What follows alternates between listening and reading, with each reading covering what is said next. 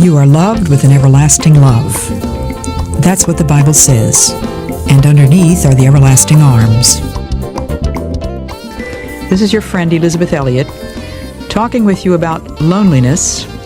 This talk on the sudden tide. It was midnight, and I was flying in a plane, seated next to the window, and in the two seats next to me sat what I took to be a man and wife. The moon was shining on the clouds, making them look like cobblestones. The plane was silent.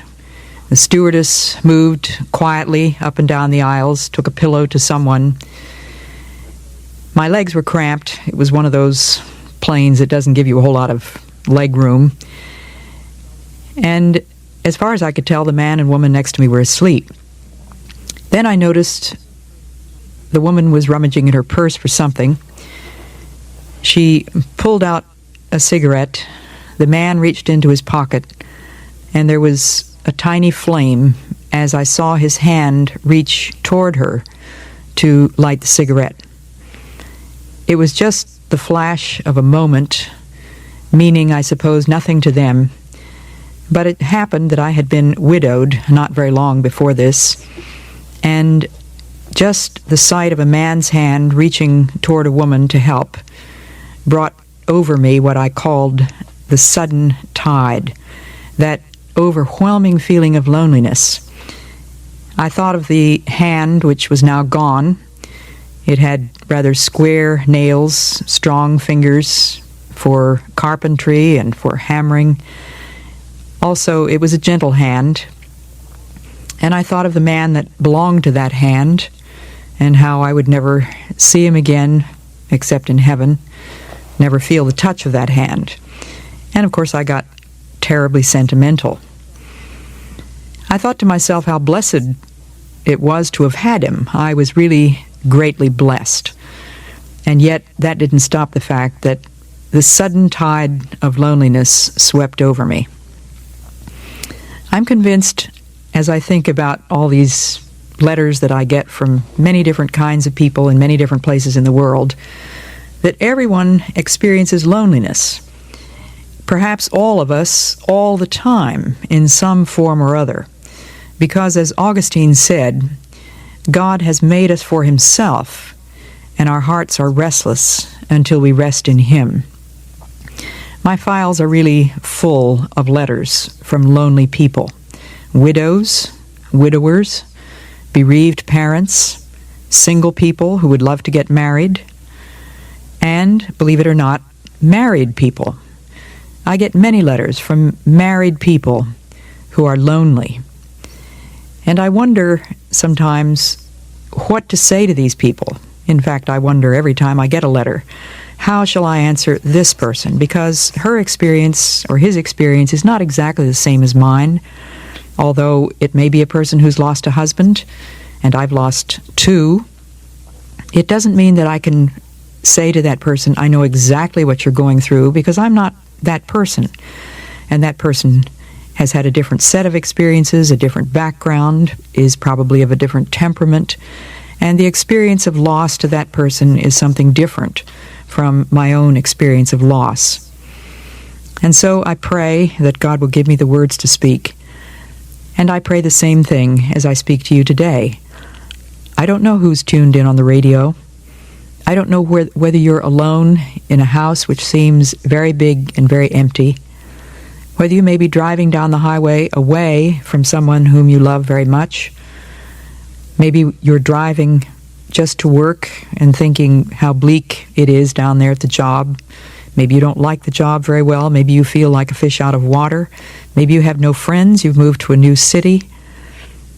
I don't know what your experience is. You are loved with an everlasting love. And there is one who has been over that road himself. Jesus Christ came into this world. It was a lonely world when he came into it. And the Bible says when he came unto his own did not receive him. He experienced rejection, loneliness, isolation, and what I call the wilderness experience. He had a literal wilderness experience, And to me, loneliness often seems like a wilderness experience. Sometimes I write to these people and say, make an offering of your loneliness. Just take that thing which seems so hard for you to cope with and take it in your hands, in your imagination, and lift it up to God.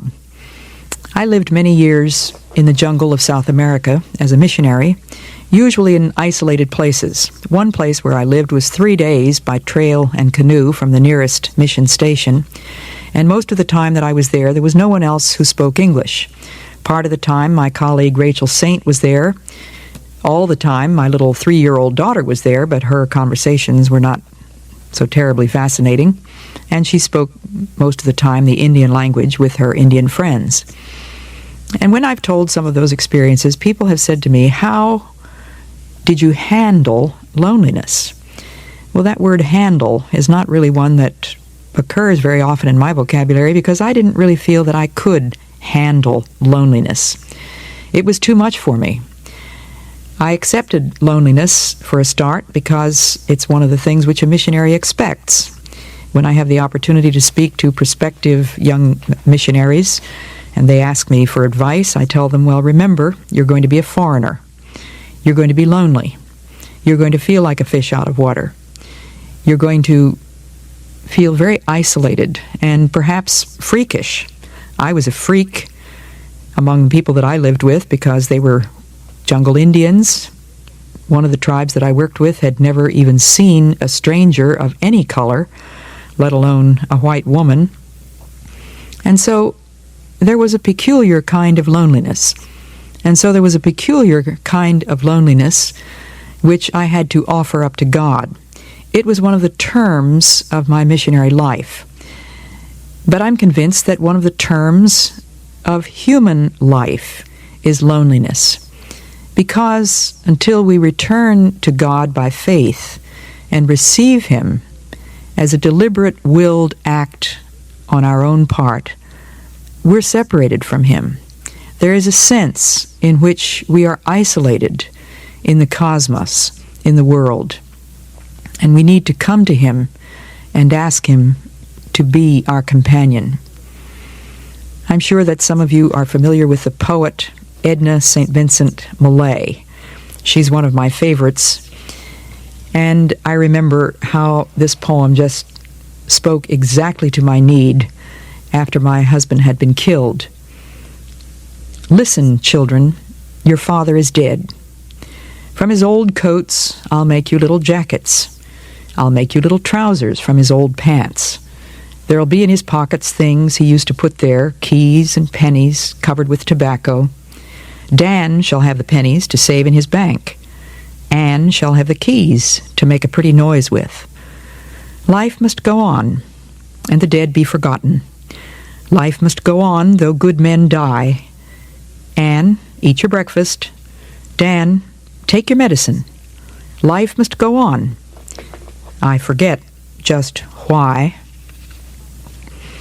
When my husband died back in 1956, killed by the jungle Indians to whom he had gone to take the gospel of Christ, I knew that life must go on, and I think I had a better answer than Edna St. Vincent Millay. She forgot just why, and I understand her feeling. There were certainly times when I felt as if life had no purpose. It came across to me then that almost everything I had done around the house was for Jim. I would wake up in the morning and think, why bother to get out of bed? Doesn't really matter to him. Why bother to comb my hair? There's nobody here who cares. Why bother to clean the house? Nobody will notice. Only my little daughter, who was 10 months old when he died. And I had the same feeling that she had. Eat your breakfast, take your medicine, life must go on. I forget just why. But at the same time, deep underneath all of those human feelings was the conviction that my life was not my own. It belonged to somebody else. I had given my life to Jesus Christ when I was a small child. I had asked Him to be Lord of my life when I was about 12 years old, and nothing had changed as far as He was concerned. My life seemed to have changed radically. But the Bible says Jesus Christ is the same yesterday and today and forever. I can remember moving around the house, looking at the things that Jim had made, opening the closet from which I thought I had removed all of his clothes, and finding a pair of shoes way back in the corner with the shape of his feet still so plain to see. And I thought of the 23rd Psalm, one that's familiar to many. The Lord is my shepherd. I shall not want. Or as one little girl said, it means that's all I want. He makes me lie down in green pastures. He leads me beside still waters. And those beautiful words, yea, though I walk through the valley of the shadow of death, I will fear no evil.